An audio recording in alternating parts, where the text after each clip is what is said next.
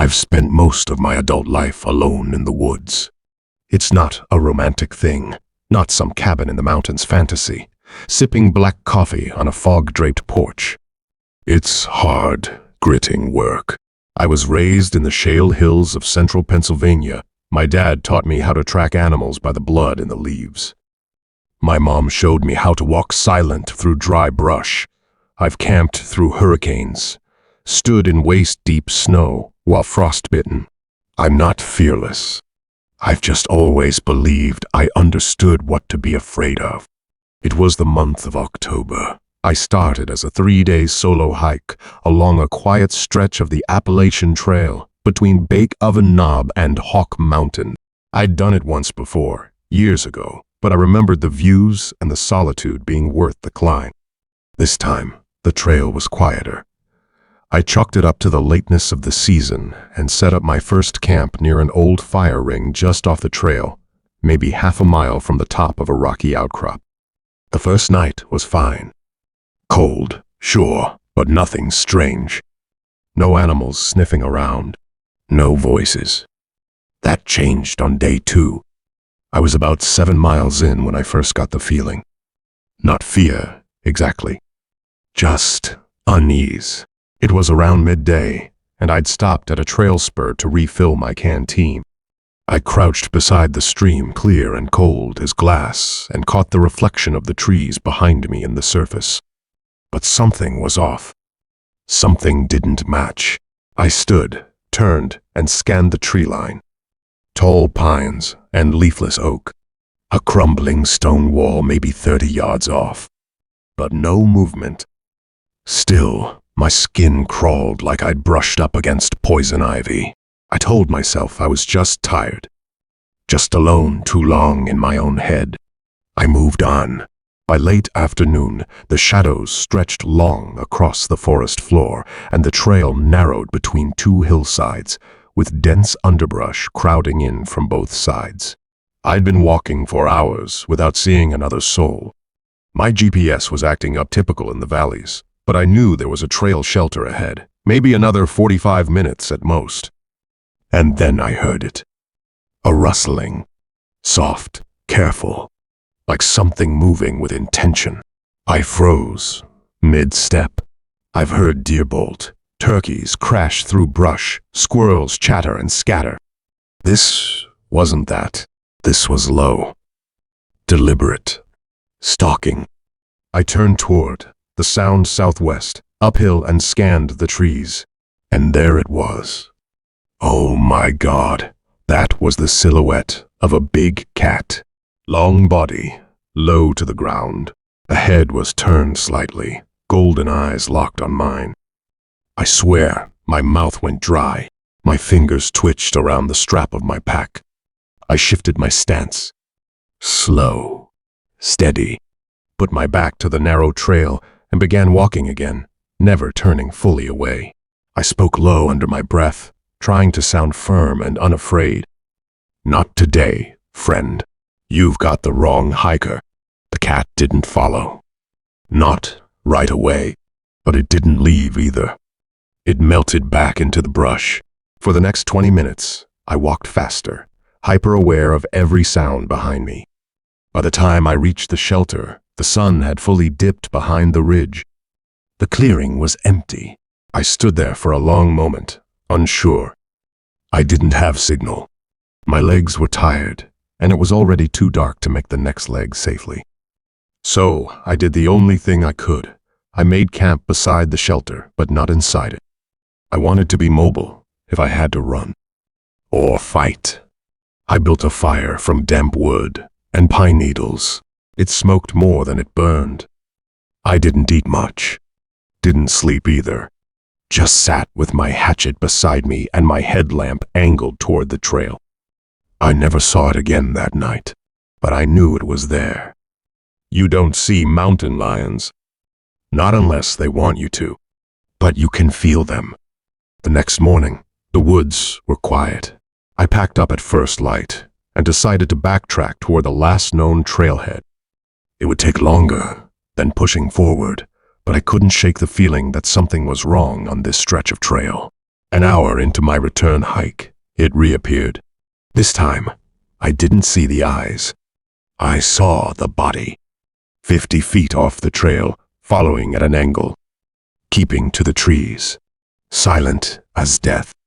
I kept my pace steady. Not slow, not fast. Every so often, I'd stop and turn. Each time, it stopped too.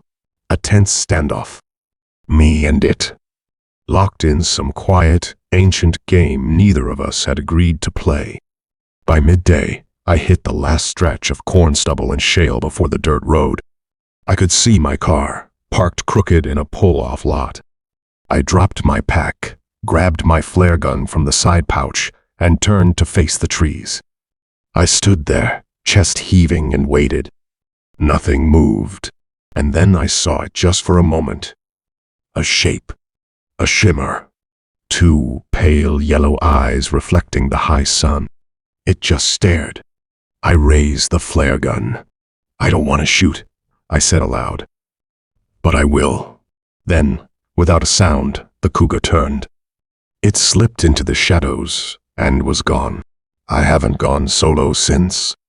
Haven't been back to that section of the Appalachian Trail. I still hike, but only in groups. My name's Conrad. Back in the summer of '91, I was 34. I'd spent most of my adult life in wild places. But that year, I wanted trees. I wanted mist and moss and the kind of deep, ancient green that only the East could offer. So, I set my compass east. I was deep into the Appalachian Trail, solo hiking and camping trip.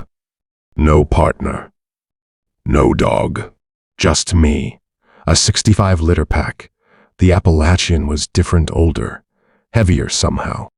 That day I made good time, covering nearly 20 miles before deciding to go off trail, eastward, into an unmarked ravine I had spotted the day before. I was always drawn to the places maps refused to name. There, in a hollow between 2 ridgelines, I pitched my tent beside a black creek that trickled over smooth shale. I made a fire, poured a little bourbon into my tin cup, and flipped through my journal. I'd logged several interesting fungi that week, Cortinarius violaceus, some jack-o'-lanterns near the southern slope, but I couldn't concentrate. I was feeling like eerie sense that you're in a vacuum. That was the feeling. Suffocating stillness, not natural. And then something changed. I glanced up through the break in the trees where the stars had begun to appear, but what I saw wasn't stars. Not exactly. There were 3 faint lights moving above, equidistant, slow, like they were pacing. I thought it might be aircraft from a nearby base, but they weren't blinking the way planes do. They pulsed bright and dim in a slow, synchronized rhythm. I stood, stared. The lights began to arc across the sky, moving with a strange grace, like sea creatures swimming in black water. And that's when I realized there was no sound. I'm not talking silence like a calm night. I mean nothing. Not a single leaf rustle. Not the usual breeze. I stepped back toward the fire. My ears popped. A low, resonant hum filled the forest. The fire flickered, then nearly died. I grabbed my flashlight, but it shorted out. My backup lantern wouldn't turn on either. All electronics just quit. The lights dropped lower, closer. Now, there were more of them, 5, maybe 6, each with a gelatinous halo and tendrils of flickering blue and green trailing beneath. I swear to you, those things looked alive. Like jellyfish, floating above the trees, slowly circling my camp. That's when the panic hit. I grabbed my gear, just essentials. Knife, canteen, emergency flare, journal. I snuffed the fire with my boot and bolted into the woods, moving east away from the ravine. My boots crashed through wet leaves and fallen branches as I tried to get distance between me and the lights. My lungs on fire with each breath. But the lights followed. They didn't chase, exactly. It was worse than that. No matter how erratic I moved, how many times I changed direction, they adjusted, as if I were a cursor on a screen. I pulled the emergency flare from my jacket. It was a last resort, nothing I'd ever used outside of training. I waited, breath hitching, until the light was directly above me. Then I pulled the cap, struck it, and sent a plume of red fire into the sky. The flare screamed, shattering the stillness. The light recoiled violently. It jerked upward like it had been stung. The hum stopped for a split second, and in that silence, I just run. I don't remember how long I ran. Minutes, hours maybe. Time had no meaning. I found a rock outcrop and crawled beneath it, trembling. The lights hovered in the distance for a while. Then, one by one, they blinked out. Just gone. I stayed there until the first edge of morning crept through the trees. I found my way back to the main trail by noon. Hikers I passed gave me odd looks. I must have looked insane, mud-caked, wide-eyed, mumbling to myself. I didn't care. I hiked straight out of the forest, where I holed up in a dingy motel and tried to sleep. I couldn't. Not for days. 5 nights later, while flipping through a local paper in a diner, I saw a tiny article. Unexplained lights spotted over southern Appalachians, multiple truckers and campers near report hovering lights, electrical interference, and temporary hearing loss. I know they weren't drones, this was 91. No tech I knew of could do that. They weren't weather balloons, satellites, or flares. They were alive.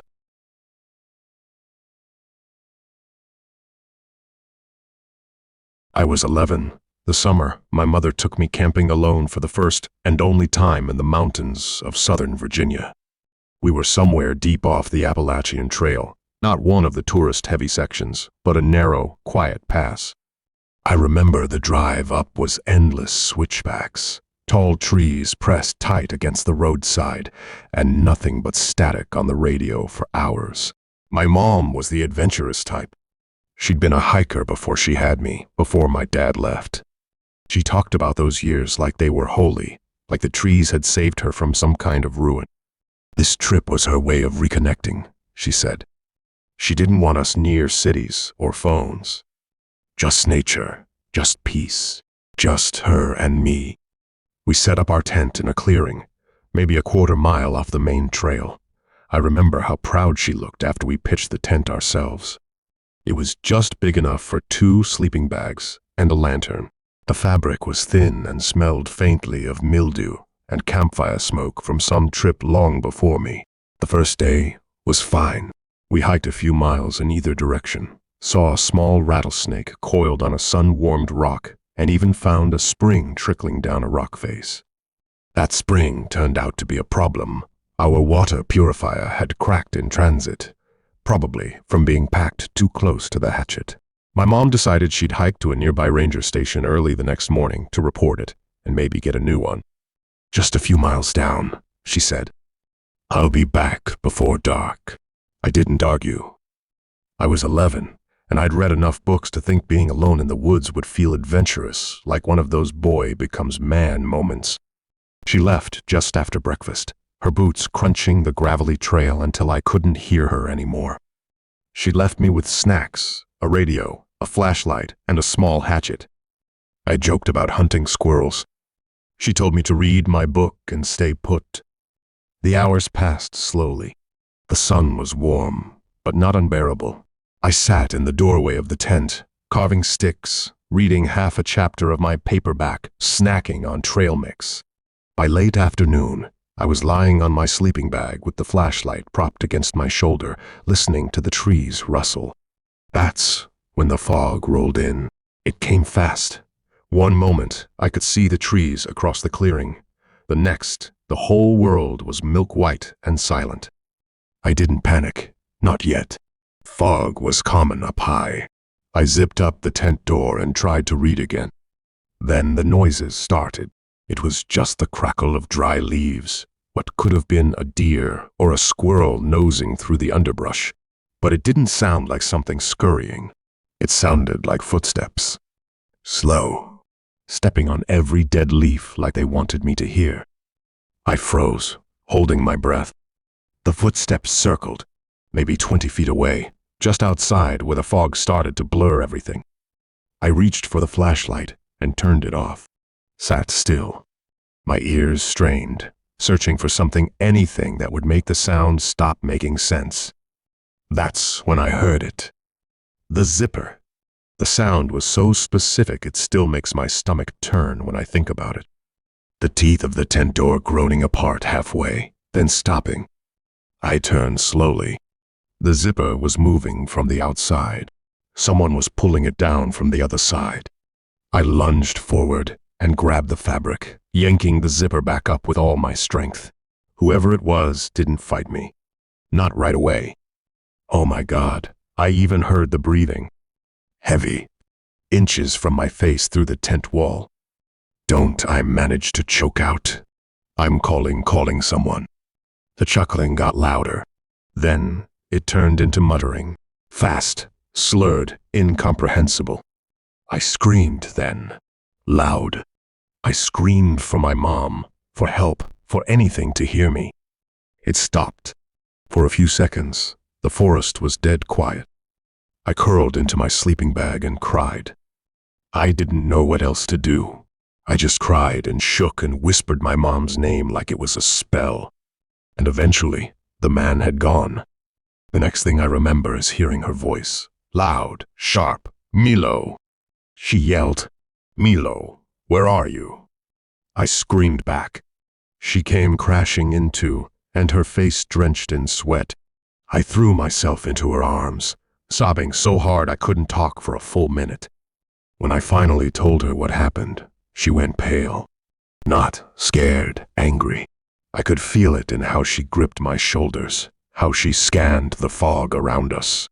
She searched the woods with her flashlight for almost an hour, yelling into the trees, threatening whoever was out there. But there was no one. Nothing but the fog. The rangers came the next morning. We'd stayed awake all night, packing slowly in the dark. I refused to be alone for even a second.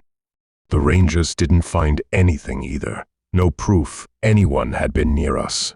We left the trail before sunrise. She never took me camping again. Not there. Not anywhere.